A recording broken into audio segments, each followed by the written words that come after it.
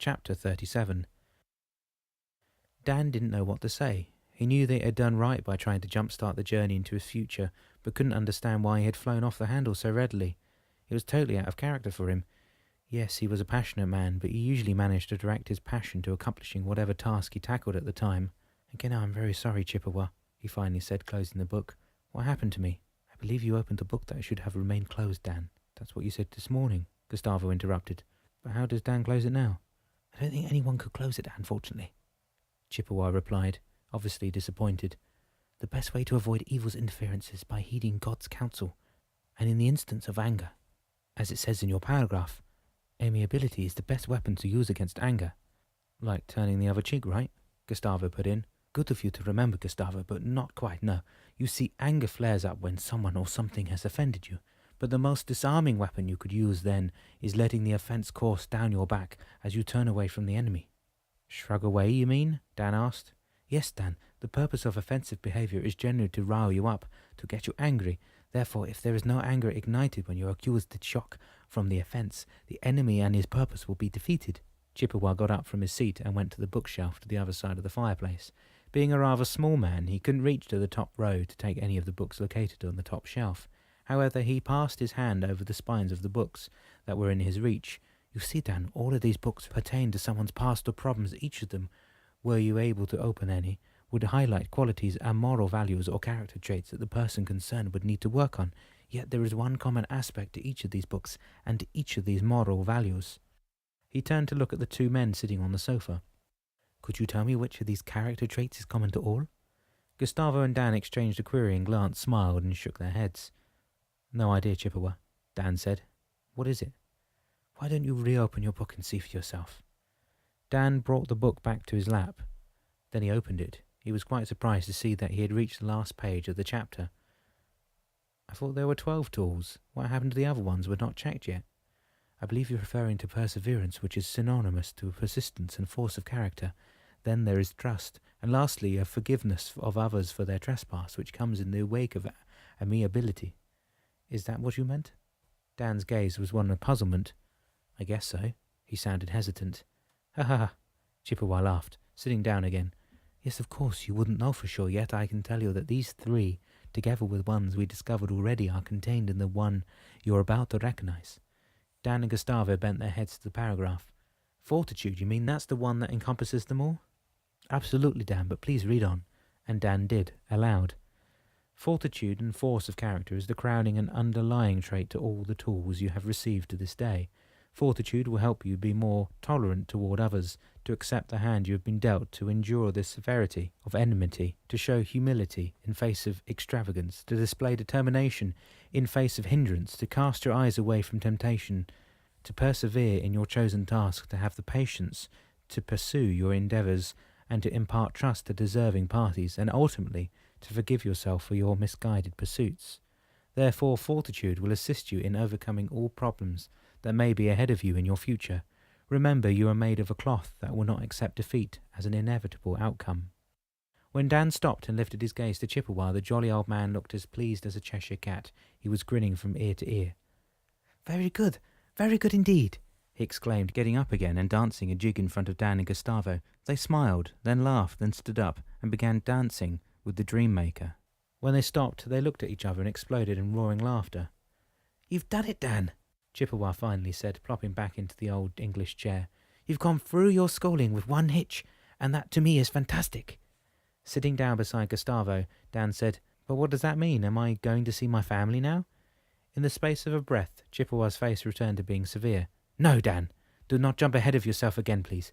Remember, all in God's time. As to what will happen next, we shall wait to hear from Damianos. He shall be advised shortly of you closing your book. When he will come, it will be time for us to depart." "This is getting exciting," Gustavo remarked. "I can hardly wait to get out of here and start on this journey with you, my friend." He threw a glance at Dan. The latter was smiling. "Yeah, I wonder what's in store beyond that door." Dan nodded in the direction of the hallway. If Dan, Gustavo and Chippewa were ready to start on the journey that would take them through the tracing of Dan's future, Damianos was facing one of the gravest problems he had encountered in his 9 lives. Where did Daniel go? Was the question he asked himself repeatedly. "What happened?" Malou yelled at the top of her voice when she saw their cat come down the cruiser's steps. Where could he have gone? Gabby and Stefano were standing at their mother's back. Damianos looked at them intently before he said, Please sit down. I have no intention of sitting down, Damianos, Malou flared, her concern not abating one iota. I want to know where my son is. Just tell me. The answer is that I don't know. How's that possible? Gabby shrieked.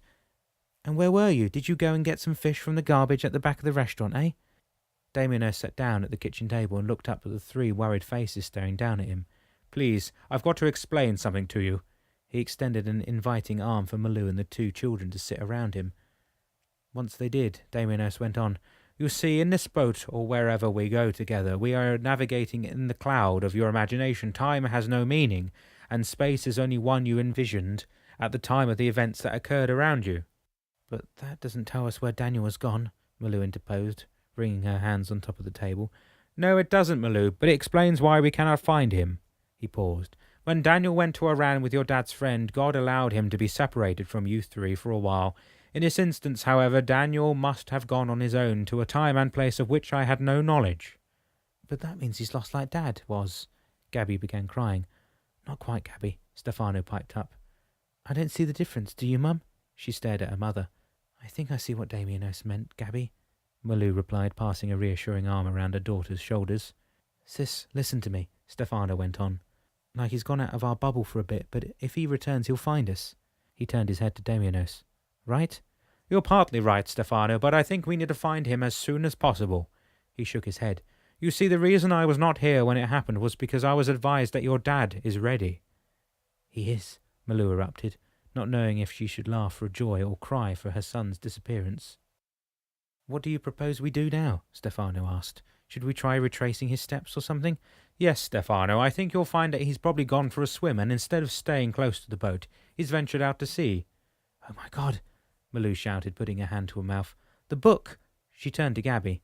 Don't you remember? I told you about my dream when we started on this trip. Gabby looked baffled.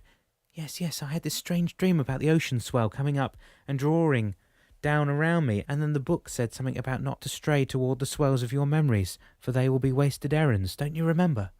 A worried smile drew on Damianos' lips. Yes, dear lady, the sentence has significance, but it's not going to solve the problem. However, we now know that Daniel has gone on a wasted errand, and we need to find him.